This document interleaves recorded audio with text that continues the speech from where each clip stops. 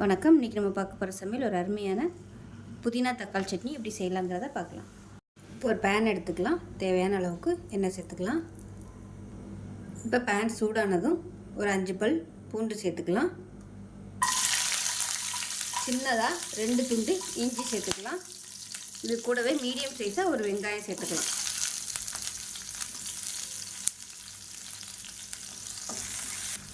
இது கூடவே 8 வரமிளகாய் சேர்த்துக்கலாம். பச்சை மிளகா 2 உடச்சி வச்சுருக்கேன், அதையும் சேர்த்துக்கலாம். இது எல்லாத்தையும் வதக்கி விட்டுக்கலாம். இது கூடவே சின்னதாக ஒரு சுண்டைக்காய் சேர்த்துட்டு புளி சேர்த்துக்கலாம். இப்போ இது கூடவே மீடியம் சைஸாக 2 தக்காளி சேர்த்துக்கலாம்.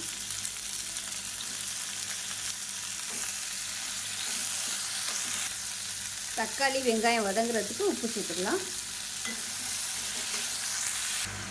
இப்போ இது கூடவே 2 துண்டு கட்டி பெருங்காயம் சேர்த்துக்கலாம். தூளாக இருந்துச்சுன்னா தாளிக்கையில் சேர்த்துக்கோங்க. நான் வந்து கட்டி பெருங்காயம் வச்சதுனால இப்போ சேர்த்துக்கிறேன்.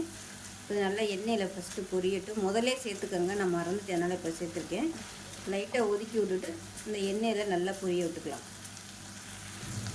இப்போ தக்காளி வெங்காயம் நல்லா வதங்கிடுச்சு பாருங்கள். தக்காளி நல்லா அப்படியே கரைய ஆரம்பிச்சிருச்சு. இந்த ஸ்டேஜில் ஒரு கைப்பிடி அளவுக்கு புதினா சேர்த்துக்கலாம். நல்லா கழுவிட்டு சேர்த்துக்கோங்க. புதினா சேர்த்துட்டு ரொம்ப வதக்க வேணாம்.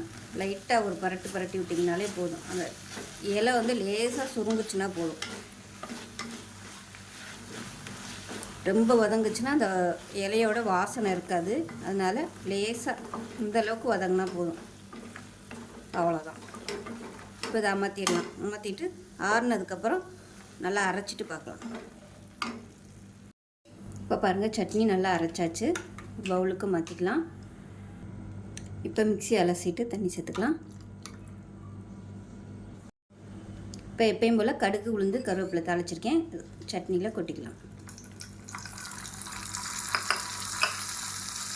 அவ்வளோதான், சூப்பரான புதினா தக்காளி சட்னி ரெடி ஆயிடுச்சு. ஸோ இதே மாதிரி செஞ்சு பாருங்கள். செஞ்சு பார்த்துட்டு எப்படி இருந்துச்சுங்கிறத சொல்லுங்கள். வீடியோ பிடிச்சிச்சுன்னா லைக் பண்ணுங்கள், கமெண்ட் பண்ணுங்கள், சேனலை சப்ஸ்கிரைப் பண்ணுங்கள், பக்கத்தில் பெல் பட்டனையும் ப்ரெஸ் பண்ணுங்கள். நன்றி.